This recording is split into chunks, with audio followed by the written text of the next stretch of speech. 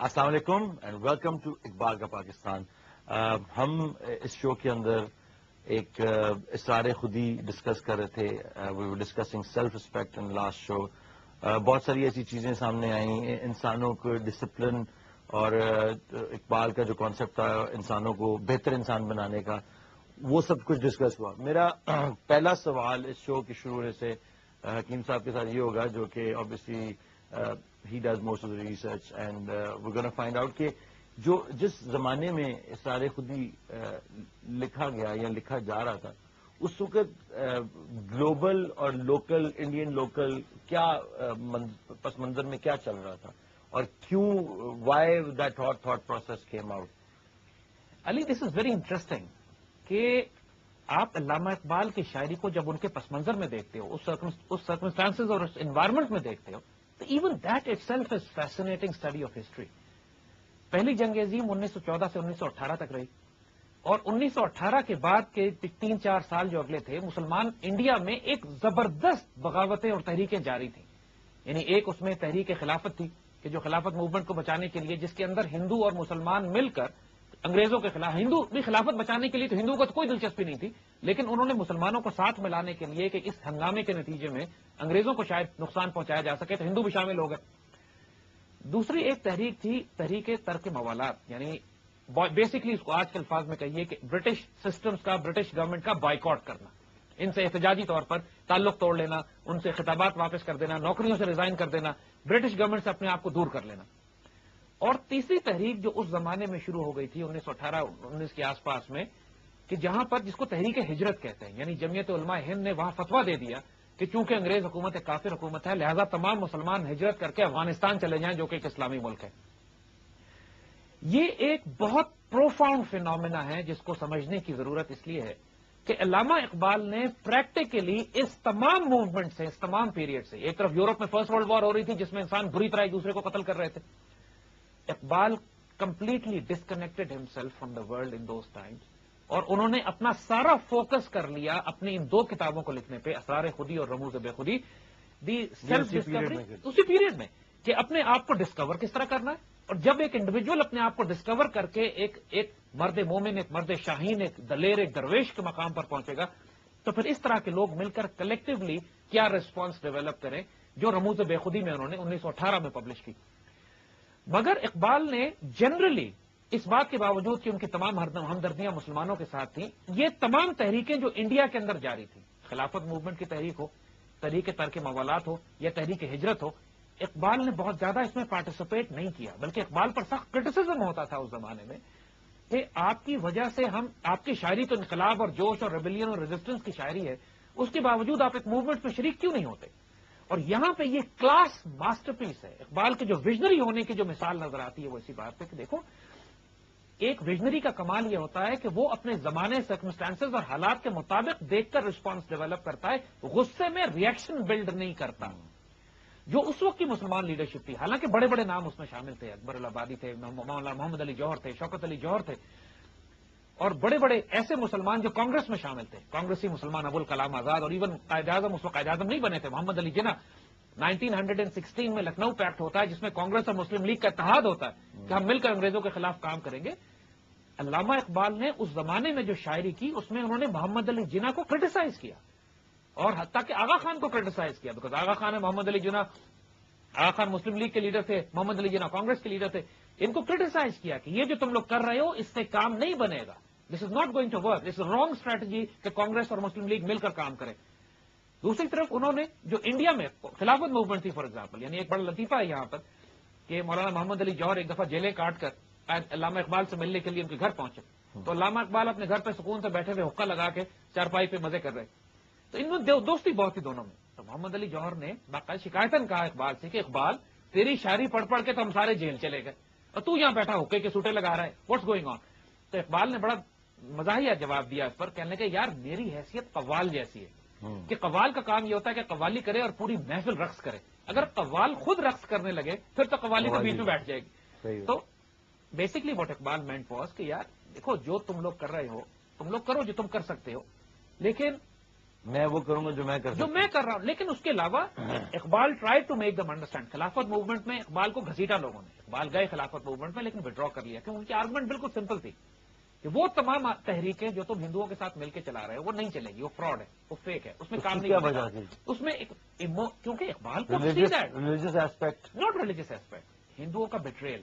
پہلی بات تو یہ کہ ان کو پتا تھا ہندو بٹرے کریں گے, جو کیا انہوں نے. اور دوسرا کیا وجہ تھی کہ پتا تھا ان کو کہ یہ ان کا دس is the vision of Iqbal. یہی اقبال کا کمال ہے کہ جس کی وجہ سے وہ ان تمام لوگوں میں جو اس دور میں مسلمان لیڈرشپ تھی, he was a towering personality, he was a joint. اسی وجہ سے تھے کہ ان میں وہ غیر معمولی اسپرچل ڈائمینشن تھی, وہ غیر معمولی صلاحیت تھی, روحانی طاقت, ویژن موجود تھا. حدیث ہے مومن کی فراست سے بچو کہ وہ اللہ کے نور سے دیکھتا ہے. مومن جو اللہ کے نور سے جو اس کی فراست اور وزڈم اور ویژن ہوتا ہے, یہ اس وقت کی مسلمان لیڈرشپ پہ نہیں تھا. مثال کے طور پر میرا سوال صرف اتنا تھا کہ کیا کوئی ہسٹوریکل اس کا کوئی پس منظر تھا؟ اوبیسلی اسپرچل ایسپیکٹ تو ہے, ڈائمینشن ہے. اس کی بات سمپل ہے. اقبال اینالائز کہ اس وقت انگریز جتنے طاقتور ہیں, انگریزوں کی طاقت ابھی ٹوٹی نہیں ہے اور مسلمان قوم تیار نہیں ہے. ابھی تک تو مسلمانوں میں کوئی گروپ ہی ایسا نہیں تیار ہوا تھا, کوئی لیڈرشپ ایسے نہیں تھی, کوئی آئیڈیالوجی نہیں تھی, کوئی آئیڈینٹی نہیں تھی. مسلمانوں میں revival of the individual self, خودی کا ریوائول نہیں ہوا تھا. مسلمانوں میں کلیکٹو کانشیسنیس, اسرار بے خودی کے رموز بے خودی میں جنہوں نے لکھا ہے, وہ بلڈ نہیں ہوا ہے. اس صورت میں آپ جو تحریک چلاؤ گے وہ فیل ہو جائے گی. اور نتیجہ یہی ہوا کہ اس زمانے کے اسکالرز نے, جمعیت علماء ہند نے فتویٰ دے دیا کہ یہاں سے مسلمان مائگریٹ کر جائے, اور ہندوستان کے مسلمانوں کو اس سے زیادہ شدید نقصان نہیں پہنچا جتنا اس فتوے سے پہنچا. کہ جتنے پڑھے لکھے ایجوکیٹڈ پاک مسلمان تھے اس زمانے میں, جو بزنس مین تھے, کاشتکار تھے, تجارت کرتے تھے, اور جو مسلمانوں کی وہ کلاس تھی جس پر ایک سوسائٹی کی بیک بون بلڈ ہوتی ہے, اس ساری مسلمان کلاس نے اس فتوے کی بنیاد پر اپنی جائیدادیں فروخت کر دی ہندوؤں کے ہاتھوں کوڑیوں کے مول, اور ہجرت کر گئے افغانستان. افغانستان ایک غریب ملک, وہ خود سسٹین نہیں کر سکا ان لوگوں کو. نتیجہ یہ ہوا کہ افغانستان نے سرحدیں بند کر دی. سرحدیں بند کرنے کے نتیجے میں جو ہزاروں پڑھے لکھے مسلمان, جو اشرافیہ تھی ہماری, ایلیٹ اچھے لوگ تھے, وہ ہندوستان کے اور افغانستان کے بارڈر پہ پھنس گئے اور ہزاروں کی تعداد میں بھوکے مرنے لگے. اور جب لٹے پٹے تباہ ہو گئی, موومنٹ خراب ہو گئی اور واپس پہنچے اپنے علاقوں میں, تو جہاں پر یہ حکومت کرتے تھے, جہاں ان کی زمینیں تھیں, جہاں جائیدادیں تھیں ان کی, اور جن کو یہ ہندوؤں کو فروخت کر گئے تھے, وہاں پر آ کے یہ ہندوؤں کے غلام بن گئے. یعنی بیسکلی اس فتوے سے یہ ہوا کہ مسلمانوں کو فائدہ کچھ نہیں ہوا, اکنامکلی تباہ برباد ہو گئے. مسلمانوں کی جو مڈل کلاس تھی وہ ڈسٹروائے ہو گئی. کیا فائدہ ہوا ایسا فتویٰ دینے کا کہ جس کی بنیاد ہی فراست پہ نہیں تھی, جس کی بنیاد وزڈم پہ نہیں تھی, جس کی بنیاد ایک پولیٹیکل انڈرسٹینڈنگ, اکنامک انڈرسٹینڈنگ پہ نہیں تھی. مسلمان لیڈرشپ کا اس زمانے میں یہ حال تھا, وہ ریئیکشنری. اس آج بھی ہماری لیڈرشپ کا یہی حال ہے. اگر آپ دیکھیے تو اس وقت دنیا میں پرابلمس ہیں, مسلمانوں کو بڑی مشکلات ہو رہی ہیں, اور جو مسلمان پولیٹیکل گروپس ہیں یا ریلیجیس گروپس ہیں, وہ سب ریئیکشن میں ریئیکٹ کر رہے ہیں, جس کی وجہ سے خود مسلمانوں کو نقصان پہنچ رہا ہے. اب چاہے وہ گروپس ہوں جو ملیٹنٹس کہتے ہیں اپنے آپ کو, کسی کو تو دشمنوں نے پلانٹ کیا, اور بہت سے ایسے احمق ہیں ہماری صفوں میں جو پاکستان میں خود کو حملے کر رہے ہیں, پاکستان میں بامبنگ کر رہے ہیں. یہ وہ ریئیکشنریز ہیں کہ جو دلیل سے, بات کر کے, تبلیغ سے, اپنے روحانی وجود سے لوگوں کو متاثر نہیں کر سکتے. لہذا ہر بات کا جواب ان کا یہ کہ ایک بم پلانٹ کر کے اس گروپ کو ہی تباہ کر دو جو ہم سے اختلاف کر رہا ہے. ان جاہلوں نے اپنے ہی لوگوں کو تباہ کیا. ایسی سیاسی جماعتیں اور مذہبی جماعتیں جو ہر بات کے جواب میں اپنے ہی ملک کو آگ لگا دیتی ہیں, اپنے ہی ملک میں جلسہ جلوس کر کے تباہ برباد کرتی ہیں. بدتمیزی کی یا تنگ ناراض ہیں انگلینڈ پہ یا امریکہ پہ یا یہودیوں پہ, جلاتے اپنے ملک کو ہیں, اپنی بسیں جلاتے ہیں, اپنی سڑکوں کو آگ لگاتے ہیں, اپنے گھروں کو آگ لگاتے ہیں. یہ جو جاہل مسلمان لیڈرشپ آج بھی آپ کے آس پاس بس رہی ہے, یہ اس وقت بھی تھی, اور ان ساروں کے درمیان میں. ڈونٹ یو تھنک کہ یہ زیادہ تر کنٹرولڈ ہے یہ فینومینا, آل دیز گروپس جو باہر نکل آتے ہیں اور اسی طرح بدامنی پھیلاتے ہیں؟ یہ وہ بہت سے گروپ اسپانسرڈ ہوتے ہیں, لیکن بہت سے اس میں بھی کوئی شبہ نہیں ہے کہ جینوئن مسلم پولیٹیکل ریلیجیس گروپس جو آج کل آپ دیکھ رہے ہیں, جو سیاست میں ہیں یا کوئی ہاؤ جینوئن آر دوز؟ ان میں سے بہت سے لوگ ایسے ہیں کہ جن کی نیت بری نہیں ہے. جس طرح خلافت موومنٹ پہ بہت سارے مسلمان تھے جن کی نیت بری نہیں تھی, وہ نکلتے تھے اپنے. مولانا محمد علی جوہر, شوکت علی جوہر پہ تو کوئی اعتراض نہیں کر سکتا, وہ دا فائنسٹ لیڈرشپ, بڑے سنسیئر لوگ تھے. لیکن وہ جس اسٹریٹجی پہ چل رہے تھے, جس ٹیکٹکس پہ کام کر رہے تھے, اس نے ناکام ہونا ہی ہونا تھا. اور اسی پر اقبال نے اعتراض بھی کیا ان کے اوپر, اور اسی وجہ سے اقبال کے خلاف بڑے لوگوں نے اس زمانے میں شدید طوفان بلڈ ہوا کہ مسلمان سارے ایک طرف جا رہے ہیں, اقبال الگ کھڑے ہوئے. اور اقبال جیسے لوگوں کا ہوتا ہی یہی ہے کہ وہ ایک چٹان کی طرح روشنی کا مینار بن کر کھڑے ہو جاتے ہیں. دنیا جو مرضی ان کے خلاف بات کرتی رہے, وہ بات کرتے ہیں جو مسلمانوں کے مفاد اور فائدے میں ہوتی ہے. اور یہ وہ پیریڈ تھا اقبال کا کہ جس میں وہ اپنی تھاٹ پروسیس بھی بلڈ کر رہے تھے, اور مسلمانوں کو یہ بھی سمجھانے کی کوشش کر رہے تھے کہ جب تک کہ تمہارے پاس ریسورسز بلڈ نہیں ہوتے, تم جو تحریکیں چلا رہے ہو یہ کام نہیں آئیں گی. Very nice. We're going to take a break. Once we come back, we're going to continue.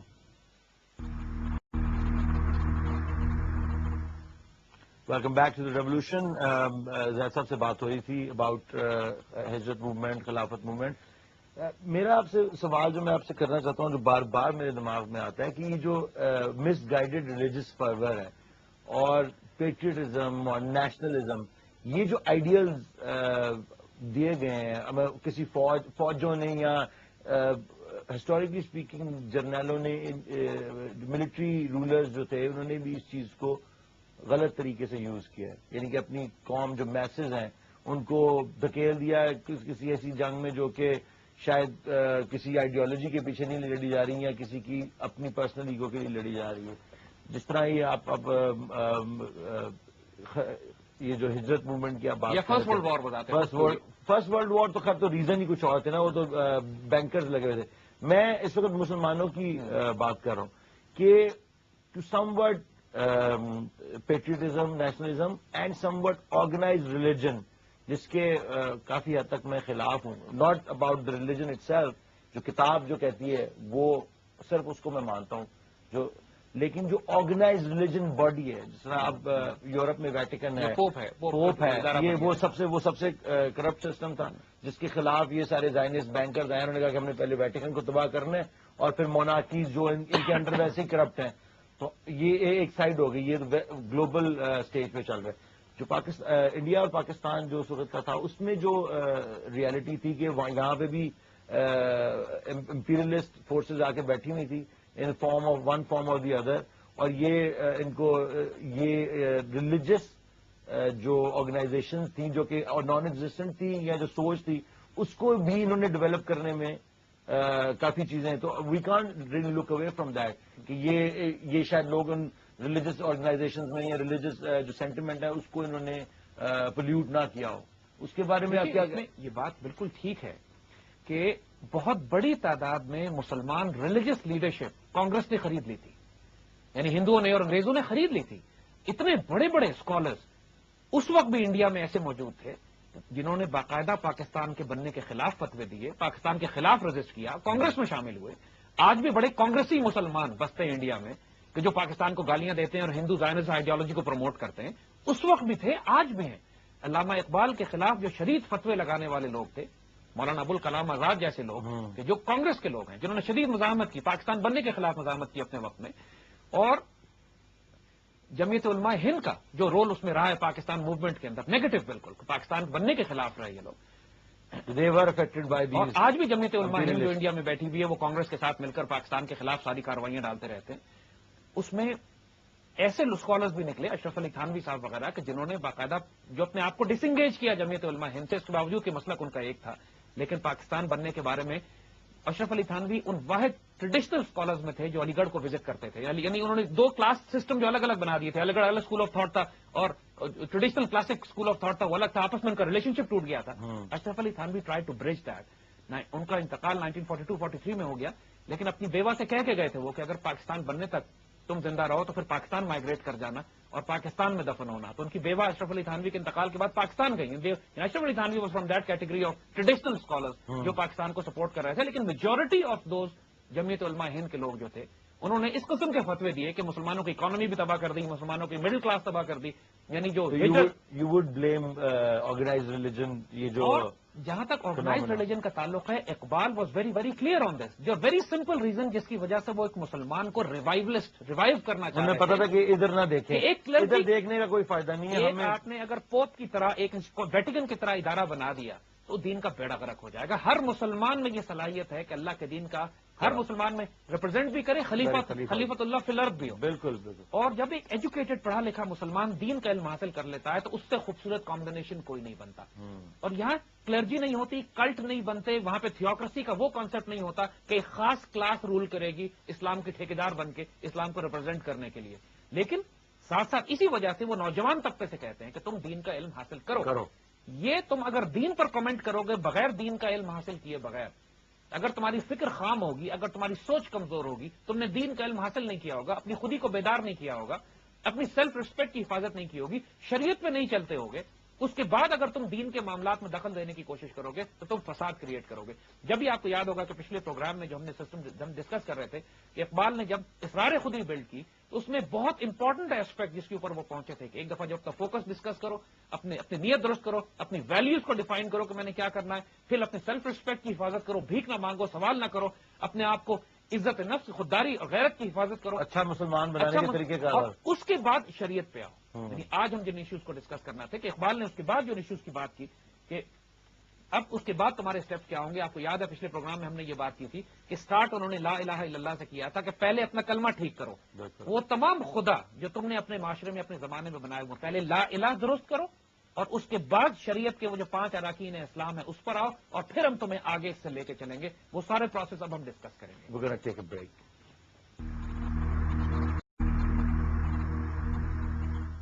Welcome back to Iqbal کا پاکستان.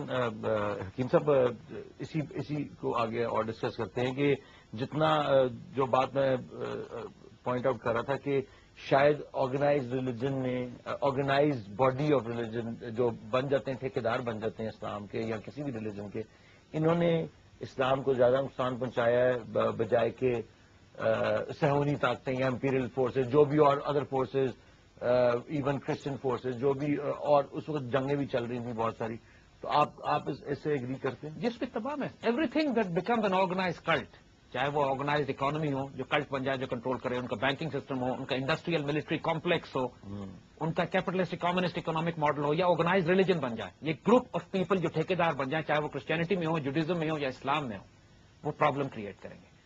اللہ کے دین میں مساوات ہے. وہی ہم آگے آپ کو بتاتے ہیں کہ کیا سلسلہ ہے کہ اقبال جب اسی لیے پڑھے لکھے مسلمانوں کو, نوجوان طبقے کو جب وہ ایڈریس کرتے ہیں تو ساتھ ساتھ وہ یہ بھی ایمفسائز کرتے ہیں کہ تم اس سارے معاملات کو نہیں چل سکو. اس کا مطلب یہ نہیں ہے کہ تم ماڈرن ہونا چاہتے ہو, جدید دور کے تقاضے پورا کرنا چاہتے ہو تو تم شریعت کو ترک کر دو. نو, تمہیں شریعت پر آنا پڑے گا. You have to be educated on your دین.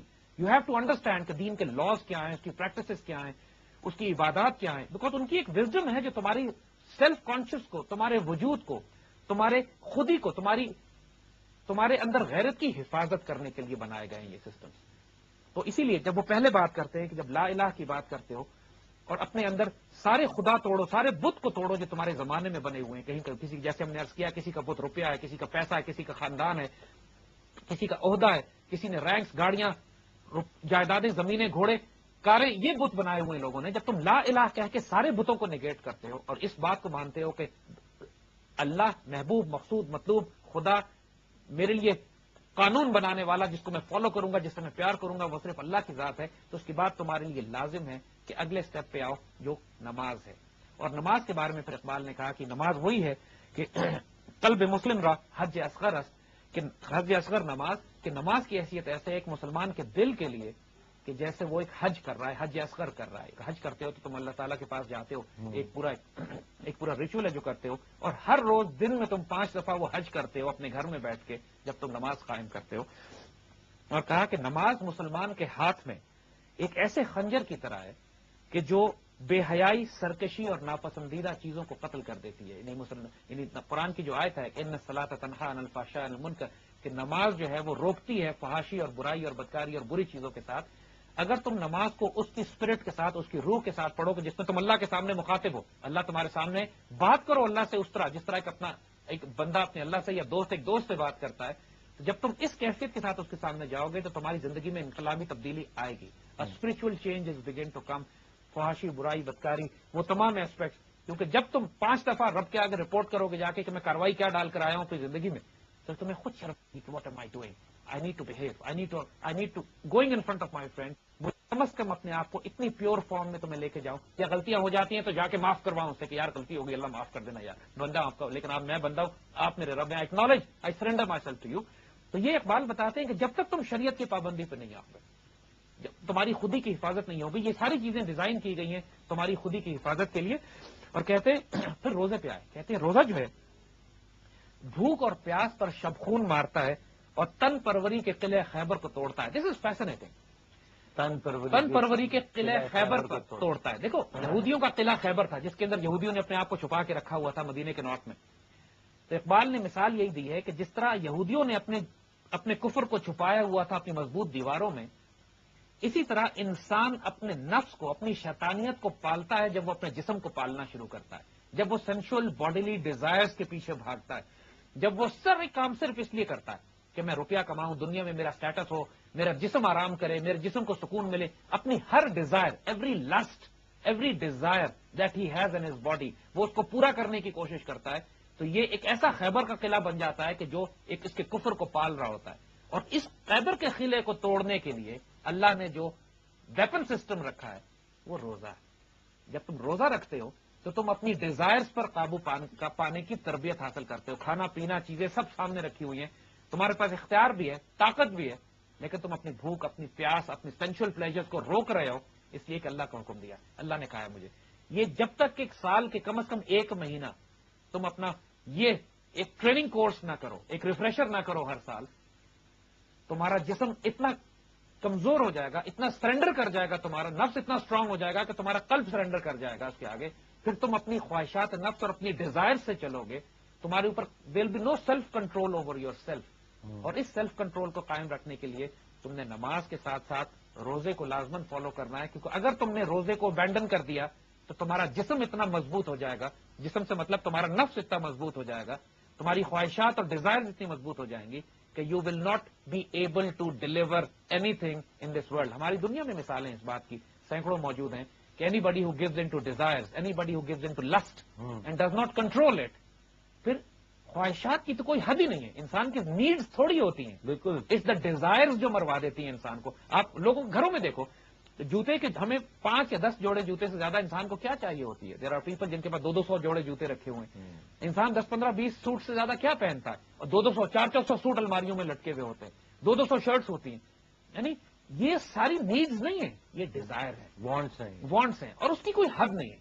انسان اس کو جتنا پھیلاتا چلا جائے، اگر اس کو سختی سے کنٹرول نہیں کرے گا تو یہ وانٹس انسان کو انہائلیٹ کر جائیں گے، ٹیک اوور کر لیں گے. اور for anybody who want to bring a change in this world, پہلا کام اس کا یہ کہ اپنی ڈیزائرز پر قابو رکھے.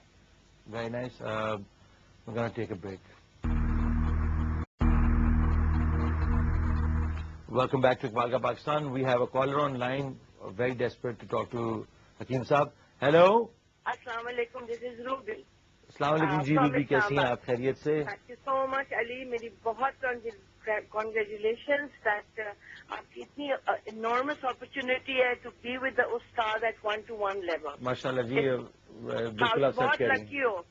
اور ون تھنگ از کہ مجھے اسکیئر ہٹس میں کہ حکیم صاحب رستے میں ہمیں چھوڑ کے نہ چلے جائیں. I wanted to know from Hakim Sahab کہ وہ ہمیں شعر پڑھنا سکھا دیں گے، اور بیکاز ایک یہ بہت مسئلہ ہے، سمجھنا تو دور کی بات ہے، سمجھا کے جائیں گے یہاں سے. بالکل بالکل. آدھے تو میں بھی سمجھ گیا ہوں اس سے پہلے کہ یعنی کہ جو اردو کے الفاظ جو تھے جو کہ سمجھ نہیں سکتے تھے. جی جی بولیے. ہیلو. جی جی ہیلو. ہیلو جی بولیے، آپ کی آواز آ رہی ہے ہم لوگوں کو. I can not hear. آپ بولیے، ہمیں آپ کی آواز آ رہی ہے. آپ سے کال بیک کرتے ہیں، دوبارہ بات کرتے ہیں. آبویسلی بہت سارے لوگ جو ہیں وہ، جو میرا بھی پرابلم یہی تھا، بلکہ میرا کیا تقریباً 99% پاکستان کا یہ پرابلم ہے کہ اس پوئٹری کو سمجھنا اور اس کی جو راز ہیں اس کے پیچھے پوشیدہ ان کو سمجھنا. علی پوائنٹ از ہم آپ کو کچھ سکھا نہیں رہے ہیں. I am also equally fascinated with Iqbal as you are. اور ہم صرف اس رزق کو شیئر کر رہے ہیں آپ کے ساتھ. جو رزق اللہ نے ہمیں دیا ہے اقبال کے کلام سے، ان کی برکت سے، trying to share it with you, not teaching you anything. ماشاء اللہ یہ اتنا بڑا تحفہ ہے کہ even I am dazzled, I am fascinated. اور اقبال انفیکٹ اگر آپ خود سے سچ پوچھیے تو even Iqbal was also fascinated. لوگوں نے اقبال سے پوچھا کہ اقبال آپ کی باتیں کیسے کرتے ہو، how do you do all these things, آپ کے وجود سے یہ کیسے نکلتی ہیں، یہ تو کوئی بندے بشر کے وجود سے اس لیول پہ کلام نکل ہی نہیں سکتا. آپ ہیں کون، who are you, what is your reality. تو اقبال نے اس پر بڑا خوبصورت اپنا ہی تعارف کرایا تھا. And it's an amazing intro to himself. He says Iqbal بھی اقبال سے آگاہ نہیں ہے، اقبال بھی اقبال سے آگاہ نہیں ہے، کچھ اس میں تمسخر نہیں، واللہ نہیں ہے. کچھ اس میں تمسخر نہیں، واللہ نہیں ہے. مطلب میں کوئی مذاق نہیں کر رہا ہوں، واللہ آئی ایم ناٹ جوکنگ. مجھے نہیں پتا میں کون ہوں، مجھے نہیں پتا میرے اندر یہ فورسز کیا کام کرتی ہیں. کیونکہ لوگوں نے کہا مگر آپ کے وجود سے جو باتیں نکلتی ہیں یہ ڈیوائن ہے, یہ تو انسان بشر بندے خصوص نکل ہی نہیں سکتی. تو جواب پھر اقبال نے اس پہ کیا دیا کہ دیکھو مجھ سے لکھوایا جاتا ہے, میرے اندر اسپرچل فورسز کام کرتی ہیں. اس کا بڑا خوبصورت شعر ہے, کہتے ہیں نکلی تو لب اقبال سے جانے کس کی ہے یہ صدا, نکلی تو لب اقبال سے جانے کس کی ہے یہ صدا, پیغام سکون پہنچا بھی گئی دل محفل کا تڑپا بھی گئی. Amazing isn't this؟ پیغام سکون پہنچا بھی گئی دل محفل کا تڑپا بھی گئی, لیکن نکلی لب اقبال سے اور جانے کس کی ہے یہ صدا, پتہ نہیں میرے وجود میں کون بولتا ہے. تو یہ اقبال کا کلام تو ایسا ہے کہ یقین وی آر آلسو میسمرائزڈ, یعنی literal being mesmerised is the word to be use for it. اور انشاءاللہ جب تک اللہ نے توفیق دی ہم اس رزق کو شیئر کریں گے. تو آئیے ہم بات کر رہے تھے اس وقت اقبال نے جو پھر نوجوانوں کو جب یہ بتایا کہ تم شریعت کی پابندی پہ آؤ, اپنے دین کو سیکھو اور اس کی وزڈم سمجھنے کی کوشش کرو کہ یہ خالی ریچول نہیں ہے, ہر ریچول کے پیچھے ایک امیزنگ ڈیوائن وزڈم ہے. کہ جس طرح تم نماز پڑھتے ہو تو نماز تمہارے لیے حج اصغر کا درجہ رکھتا ہے, تم روزہ رکھتے ہو تو تمہارے اندر سیلف کنٹرول اور سیلف ڈسپلن جو پیدا ہوتا ہے کہ تم اپنے نفس کے شیطان کو جو قابو کرتے ہو, جو خیبر کے قلعے توڑتے ہو اپنے وجود میں, جو بڑے بڑے بت تم نے بنائے ہوتے ہیں ان کو توڑنے کے لیے تم کو روزے کی ضرورت ہے. پھر وہ حج پہ آتے ہیں, بہت خوبصورت فرماتے ہیں کہ حج جو ہے وہ مومنوں کی اصل ایسنس کو, فطرت کو ڈیولپ کرتا ہے. لیکن اس کا فائدہ کیا ہوتا ہے؟ فائدہ وہ یہ کہتے ہیں کہ حج ایک ہجرت کا سبق دیتا ہے, آپ کو یہ سکھاتا ہے کہ اللہ کے دین کے لیے اپنے گھر سے نکل کر ہجرت کرنی ہے اور جہاں بھی جانا پڑا ہم جائیں گے. ہمارے بزرگوں نے ہجرت کی, مکے سے مدینے مسلمانوں نے ہجرت کی. اور دوسرا سبق جو حج دیتا ہے جو بڑا غیر معمولی ہے, دیکھیے یہاں پولیٹیکل ڈائمینشن اس کی کتنی ہے کہ حج وطن سوز ہے, وطن کو جلا دیتا ہے. یعنی یہ جو ویسٹرن اکنامک پولیٹیکل سسٹم نے وطن کا کانسیپٹ بنا دیا ہے کہ انسانوں کو وطن میں جیوگرافی میں توڑ دیا ہے, محدود کر دیا ہے. جب تم حج پہ پہنچتے ہو 40 لاکھ مسلمان پوری دنیا سے جمع ہوتے ہیں, وہاں کسی کی کوئی نیشنلٹی نہیں ہوتی ہے, only unity of purpose, unity of purpose. اور اقبال نے اس پہ بڑا خوبصورت شعر, ایک اور مقام پہ ان کا شعر اس معاملے پہ ہے کہ اس کا ہم ترجمہ کرتے ہیں, مفہوم بتاتے ہیں کہ یونائٹڈ نیشنز کو اسلام نے یہ پیغام دیا کہ تم اقوام متحدہ چاہتے ہو یا انسانیت کو متحد کرنا چاہتے ہو, تم قوموں کو اکٹھا کرنا چاہتے ہو, ملکوں کو اکٹھا کرنا چاہتے ہو یا انسانیت کو کلیکٹ کرنا چاہتے ہو. جو حج کا پیغام ہے وہ یہی ہے کہ پوری کلیکٹو انسانیت ایک وجود ہے. کسی انسان میں, گورے کالے میں, کسی نیشنلٹی میں, کسی اتنک گروپ میں, کسی لسانی گروپ میں, کسی فرقے میں, کسی گروہ میں کوئی فرق نہیں ہے. اللہ کے حضور تم سب انسان ایک ہو. اس سے بڑا پیغام یونٹی آف ہیومینٹی کا کائنات میں کوئی نہیں ہے جو حج کا پیغام ہے. ایک طرف ہجرت ہے کہ اللہ کی خاطر ہم تکلیف پوری دنیا سے لوگ سمٹتے چلے آتے ہیں ایک مرکز کی طرف, ایک فوکس کی طرف, اور اس کے بعد وطن سوز کہ وہ وطن کا کانسیپٹ, نیشنلزم کا جو ویسٹرن کانسیپٹ ہے جو مغرب نے دیا ہے, وہ کانسیپٹ انسانوں کو تقسیم کرتا ہے ایک ملک میں, ایک نام میں, ایک جھنڈے میں. جب تک you would denounce nationalism and patriotism, nationalism کا جو ویسٹرن کانسیپٹ ہے جو مغرب نے دیا ہے, وہ کانسیپٹ انسانوں کو تقسیم کرتا ہے ایک ملک میں, ایک نام میں, ایک جھنڈے میں. جب تک you would denounce nationalism and patriotism, the western concept, Iqbal نے اس کو ڈیفائن کیا ہے کہ ماڈرن سیاست کی زبان میں وطن اور ہے, دین کی زبان میں وطن اور ہے. یہ تو وہی آپ کی آنکھوں کے آگے پردہ ڈال دیا گیا. تو مدینے کی جو ریاست تھی وہ بھی تو ایک وطن تھا, ایک ملک تھا, لیکن وہ وطن ایک آئیڈیالوجی کے نیچے تھا, وہ وطن ایک آئیڈیالوجی کو ریپرزینٹ کرتا تھا. اسی طریقے سے جب پاکستان ہے آج کا, پاکستان صرف ایک جیوگرافی نہیں ہے, پاکستان ایک امت مسلمہ, ایک آئیڈیالوجی کو ریپرزینٹ کرنے والی جیوگرافی ہے. یہاں پر پاکستان سے پیار کرنا عین دین کا حصہ ہے. It's part of our faith to love this land. جس طرح to protect Medina and to love Medina is part of our faith. آج کے دور میں جو مدینہ ہے, آج کے دور میں جو بیس ہے کہ جہاں پہ مسلمانوں کو ری گروپ کر کے, ری آرگنائز کر کے, اور مسلمانوں نے دنیا میں جو اپنا مقام اور اسٹیٹس دوبارہ حاصل کرنا ہے, وہ ری گروپنگ بیس پاکستان ہے. آپ کے کہنے کا مطلب یہ ہے کہ پاکستان جو ہے ایز اے جو وطن, ایز اے آئیڈیالوجی, اپنا فلوسافیکل ریلیجس جو ہماری ایک ہوم گراؤنڈ ہے, فلوسافیکل ریلیجس مدینہ اور آئیڈیالوجی پہ جو ملک بنا ہے وہ پاکستان. یہ اگر مسلمانوں کے پوائنٹ آف ویو سے اور اس پوری لائف میں دیکھا جائے تو we are suppose to expand into other areas of, جو کہ ضیاء الحق نے بھی کوشش کی تھی, جس کی وجہ سے جو کہ مسلمانوں کا کانسیپٹ آف خلافہ ہے وچ از گوئنگ ٹو ایکسپینڈ. مدینہ ایک چھوٹی سی ریاست تھی جو ایکسپینڈ کرے, پہلے اس کی آئیڈیالوجی نے ایکسپینڈ کیا, اس کے بعد اس کی جیوگرافی نے ایکسپینڈ. لیکن ابھی تو یہ ڈر ہے نا کہ یہ اپنی جگہ سے سکڑ, اللہ کے فضل سے کوئی سکڑنے والا پاکستان نہیں بنا. جو سکڑنا تھا وہ ہم سکڑ گئے, اب پھیلنے کا وقت ہے.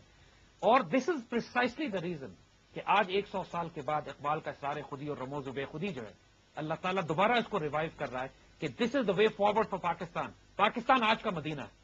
پاکستان اللہ کے رازوں میں سے ایک راز ہے, ہسٹوریکل میریکل ہے کہ جو کریٹ کیا گیا ہے فار سرٹن آئیڈیالوجی, اور وہ آئیڈیالوجی اسرار خودی اور رموز بے خودی میں پاکستانی قوم کو اقبال کی طرف سے تحفہ ملا, which we'll discuss and onwards. جزاک اللہ. آپ جو باتیں کرتے ہیں اتنی پر امید باتیں ہیں, اور کیونکہ بیسکلی ہماری جنریشن کا پرابلم یہ ہے کہ ہم امید چھوڑ چکے ہیں کہ یہ زائنس یہ وہ ورلڈ سسٹم جو ہے ہمارے پر مسلط کر دیا گیا ہے.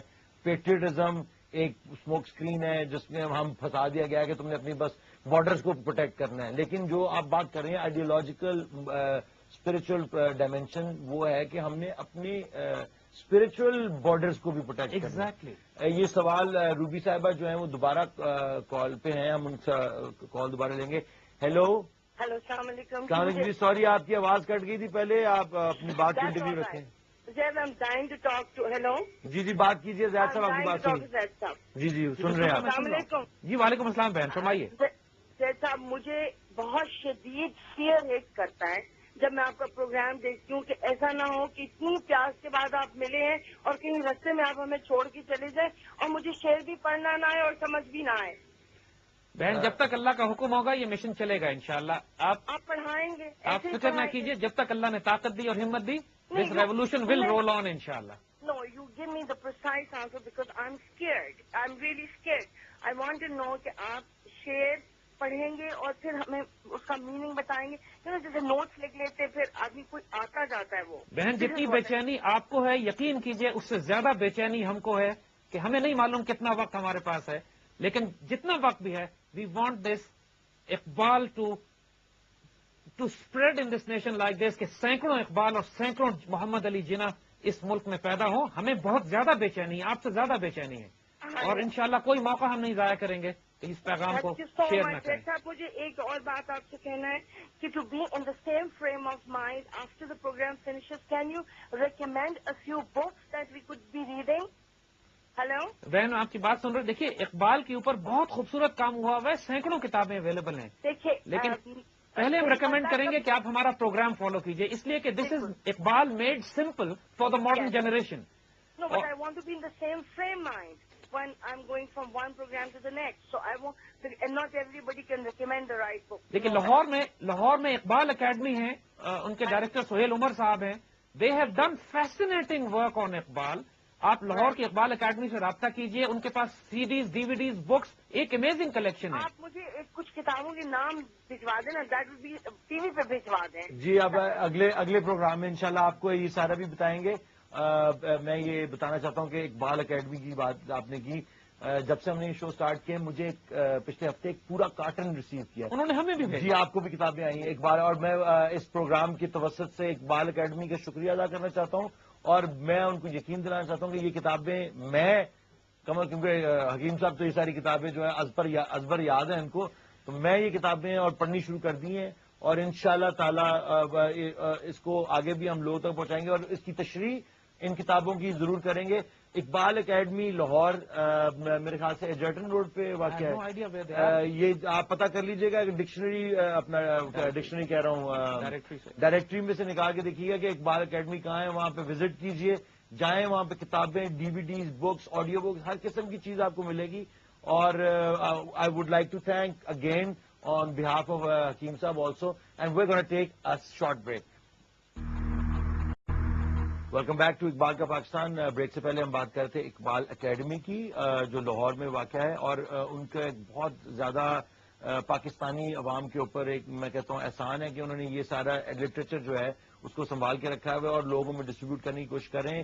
It's up to us now to actually go and find all this literature. جیسا کہ پہلے ایک خاتون تھی, انہوں نے یہ سوال کیا تھا کہ یہ کیسے ہم تک یہ کتابیں پہنچیں گی, تو اقبال اکیڈمی لاہور, اور ہم ان کی انتظامیہ کا بار بار شکریہ ادا کرتے ہیں کہ انہوں نے اقبال کو زندہ رکھا ہوا ہے, اور also for sending us all this literature. Thank you very much Iqbal Academy. We gonna continue with I think zakat. جی اب وہ جو آخری ڈائمینشن ہے زکوٰۃ کے حوالے سے جو اقبال خودی کی تربیت میں بتاتے ہیں, جب تم اسپرچل ڈائمینشن پہ تربیت دے رہے ہو تو شریعت نے جو احکامات تمہارے بتائیں, زکوٰۃ کی وزڈم دیکھیں اقبال کیا دیتے ہیں. کہتے ہیں زکوٰۃ سے دولت کی محبت کم ہوتی ہے, ختم ہوتی ہے, اور زکوٰۃ برابری سے بھی آشنا کرتی ہے، مساوات قائم کرتی ہے معاشرے میں. دیکھیے دو بڑے غیر معمولی پہلو ہیں مسلم اکنامک ماڈل کے. اسلام آپ کو کہتا ہے کہ اتنی دولت کماؤ دنیا میں، اتنے پیسے کماؤ، ضرور دنیا میں رہو، گزارا بہت اچھی طرح لیونگ تمہاری ہونی چاہیے، لیکن دولت کی محبت تمہارے دل میں نہیں جائے. یہ بیلنس آف کنٹرڈکشن ہے، بڑا نازک معاملہ ہو جاتا ہے کہ دنیا کماؤ بھی، دولت کماؤ بھی، لیکن دل میں جگہ مت دو. بطخ کی طرح جو پانی میں رہتی بھی ہے لیکن گیلی نہیں ہوتی. یہ کیسی پرفارمنس ہے جو تمہیں اس دنیا میں دینی ہے؟ کیونکہ زکات دینے کا مطلب یہ ہے کہ تمہارے پاس سیونگز ہیں، دولت تم نے رکھی ہوئی ہے، جبھی تو تم زکات دیتے ہو نا. لوگوں کی ہیلپ کر رہے ہو آگے. اور کیونکہ زکات دینے سے تم اس قابل ہوتے ہو کہ لوگوں کی مدد کر سکو، وہ لوگ جو اس قابل نہیں ہیں. تو مسلمان اکنامکلی بھی اسٹیبل ہونا ضروری ہے. زکات دینا ہمارے دین کا حصہ ہے.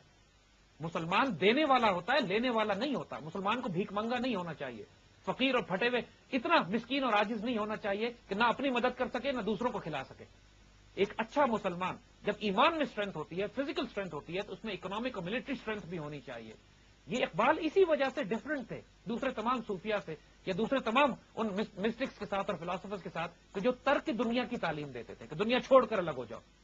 Iqbal was different. He says no, دنیا میں جاؤ، دنیا کماؤ، دنیا اور جتنی کماؤ تقسیم کرو، اللہ کی راہ میں دو، لیکن دل میں جگہ نہیں دینی. اور دوسرا جو زکات سے ہوتا ہے کہ معاشرے میں مساوات قائم ہوتی ہے. جو امیر اور فرق ہے وہ کم ہوتا ہے. امیر اپنی دولت غریبوں میں تقسیم کرتے ہیں تاکہ جو مڈل کلاس ہے وہ زیادہ ہو، اپر کلاس تھوڑی ہو، لوور کلاس تھوڑی ہو. اور ایک وقت تو ایسا ہے کہ پوری دنیا، پورا سوسائٹی، پورا معاشرہ ایک ہی کلاس ہو، ہر کوئی زکات دینے والا ہو، زکات لینے والے کوئی نہ ہو، زکات مانگنے والے کوئی نہ ہو. یہ کیسے ہو سکتا ہے کہ میں بی ایم ڈبلو میں بیٹھا ہوا ہوں 50 لاکھ 60 لاکھ کی، اور میرے محلے میں ہی 10 لوگ ایسے ہیں جو کھانے کے لیے مر رہے ہیں. اتنا جب ڈفرنس ہو جائے کسی معاشرے میں تو وہاں انقلاب برپا ہوتے ہیں، وہاں فساد ہوتے ہیں، وہاں کرائم آتا ہے، وہاں ظلم ہوتا ہے. اور یہی ہمارے معاشرے کا المیہ ہے کہ جو ٹاپ 5% ہیں they are the ones who are controlling the 90% wealth of this nation. یہ جب انفارچونیٹ المیہ پوری دنیا میں شروع ہو جائے، ملک میں شروع ہو جائے، تو پھر اس ملکوں میں فساد پھیلتے ہیں. اس سارے اکنامک ماڈل کو، معاشرے کے اکنامک امبیلنس کو درست کرنے کے لیے زکات ہے. اگر آپ نوٹ کریں پاکستان میں سارے لوگ اپنی زکات نکالنا شروع کر دیں تو پاکستان میں ایک غریب آدمی بھی باقی نہ بچے. ہمارا بہت بڑا المیہ ہے کہ اسلامک اکنامک ماڈل جو زکات ہے، صدقات ہے، خیرات ہے، وراثت کو تقسیم کرنا ہے، جو عشر ہے، جو غلے پہ صرف ٹیکس اللہ تعالیٰ نے رکھا ہوا ہے. اگر سارے پاکستانی کاشتکار اور پاکستانی انڈسٹریلسٹ اور بزنس اور پیسے والے لوگ زکات دینا شروع کر دیں، ایک غریب آدمی نہ رہے ملک میں، ٹیکس نہ لگانا پڑے، ہمیں کوئی قرض نہ لینا پڑے، تو ہم اتنے خوددار اور غیرت مند ہوں کہ پوری دنیا کو ہم تقسیم کریں. سچائی تو یہی ہے ویسے جو آپ کہہ رہے ہیں، بالکل صحیح کہ ہمیں کسی بینک، کسی آئی ایم ایف، کسی سے ورلڈ کچھ نہ بینک کرنا پڑے. کسی کے سامنے نہ کہ امریکہ تو دے دے، ہم انگلینڈ جو تو دے. تباہ و برباد ہوئے ہیں وہ اسی وجہ سے کہ اقبال نے جو ڈیفائن کیا ہے کہ تم نماز، روزہ، حج، زکات کو ریچول سمجھتے ہو. یہ ریچول نہیں ہے، یہ ہمارے Islamic political economic military model کی فاؤنڈیشنز ہیں. اور اسی لیے جب انسان اپنی سیلف ڈیولپمنٹ اور اویئرنیس کی بات کرتا ہے تو ان فاؤنڈیشنز پر وہ اپنی خودی کو بلڈ کرتا ہے کہ جس سے مسلمان ملت اپنا عروج حاصل کرتی ہے. You can not ignore these fundamental pillars. Very nice. جو آپ نے بات کی کہ میرے ساتھ بھی یہ ایسا واقعہ ہوا کہ جب ایک میں نے مہنگی گاڑی خریدی کہ وہ بہت شوق تھا بچپن سے. میرے والد صاحب بھی مجھے بتاتے تھے کہ میں جب چھوٹا سا ہوتا تھا تو وہ چھوٹی ڈنکی کار لے کے نا گاڑی گھر میں گھماتا رہتا تھا اور ایک امیجنری گاڑیاں چلاتا رہتا تھا. تو سارے ہنستے تھے میرے پر، محلے والے. تو جب میں بڑا ہوا تو میرے اوپر میرا بھی اور میرے کچھ کزنز بھی ہیں جن کو گاڑیوں کا جنون ہے. تو میں نے جب ایک بہت مہنگی گاڑی خرید لی اور پہلے اپنے پیسوں سے، حلال کے پیسے تھے، ان سے خرید کے جب میں نکلا تو مجھے ایک عجیب سی شرم آتی تھی کیونکہ جہاں میں رہتا ہوں، جن شہروں میں رہتا ہوں، جس سڑک پہ میں جا کر رکتا تھا وہاں پہ فقیر کوئی جو لوگ تھے یا غریب لوگ تھے جو آپ کو حسن بری نگاہوں سے دیتے. تو مجھے بجائے کہ وہ ایک فیل ہونے کے کہ میں آیا ہوں اور مجھے دیکھو، مجھے شرمندگی ہوتی تھی کہ میں ان سے چھپوں کیسے. اور وہ میرے لیے ایک، یقین کیجئے کہ میرے لیے ایک عذاب بن گیا تھا کہ میں وہاں جانے سے میں کسی کو یار تو اب آ جائے یار میں تیری گاڑی میں چل جاتا ہوں، مجھے اپنی گاڑی، یہ نہیں کہ میں ڈرتا ہوں کسی سے یا کچھ، لیکن مجھے ایک عجیب سی شرم آتی تھی. I couldn't put my finger on it, which is a real phenomena. اور اگر انسان کے اندر خوف خدا ہے یا اپنی لوگوں کے لیے محبت ہے یا خدا کی سب کریچرز کے لیے محبت ہے، ہر درخت، پرندے، چونٹیاں یا انسان، سب سے پہلے تو انسانوں کو آپ کو کرنا ہے، حقوق العباد کا خیال رکھنا ہے. تو اگر آپ کے اندر یہ چیزیں تو ضرور آپ پھر بہت زیادہ فیل کرتے ہیں. Thank you very much. آج کا شو جو ہے اس میں it's eye opener again. obviously I hope for other people also, and like we always say, the revolution will be televised. Thank you very much. We'll see you next time.